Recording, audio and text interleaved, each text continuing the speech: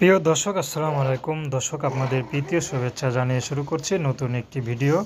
তো দর্শক আজকে আমরা এক অসহায় মেয়ের গল্প তুলে ধরব, যার নাম হচ্ছে জান্নাত। জান্নাতের বাবা নেই, তার মা আছে, ছোট দুইটা ভাই আছে।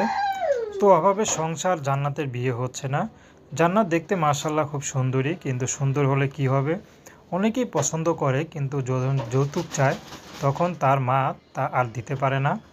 তো জান্নাতের একটি কথা যে যৌতুক ছাড়া আমাকে বিয়ে করবে, ইনশাল্লাহ তার কোনো মনের আশা অপূর্ণ রাখবে না। জান্নাত কখনো প্রেম ভালোবাসা করেনি। তো জান্নাত পড়াশোনা করতে চেয়েছিল, কিন্তু পড়াশোনা হয়নি।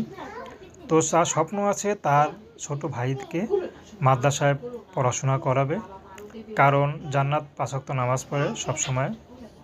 তো জান্নাত যখনই বাইরে যায় পর্দা করে, তো জান্নাত তার মুখটা দেখতে চেয়েছিলাম।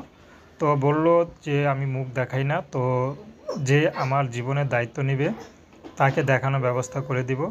তো জান্নাতের মা পরের বাসায় ঝিয়ের কাজ করে, আর জান্নাত আগে টিউশনি করাইতো। তো বর্তমানে আর টিউশনি করাতে পারে না, যে ছোট ছোট ক্লাসের বাচ্চাদের পড়াইতো। তো এখন আর পারে না, কারণ তার ছোটো দুইটা ভাইকে দেখতে হয়, কারণ তার মা কাজে চলে যায়। তো এই জন্য জান্নাত ঘরেই থাকে, কাজকাম করে, ঘরে যা আছে যাবতীয় সব কাজকাম। তো জান্নাত চাচ্ছে যে তার মনের মানুষ হবে, সে বয়সটি যেমনই হোক, জান্নাত তাকে বিয়ে শাদী করবে। তো দর্শক, প্রেম ভালোবাসা, সাহায্য সহযোগিতা, বিয়ে শাদী করা একান্ত আপনাদের ব্যক্তিগত ব্যাপার। তো আসুন আমরা ৫ ওয়াক্ত নামাজ পড়ি, সর্বদা দেশের সেবা করি। আসসালামু আলাইকুম রহমতুল্লাহি ওয়া বারাকাতুহু।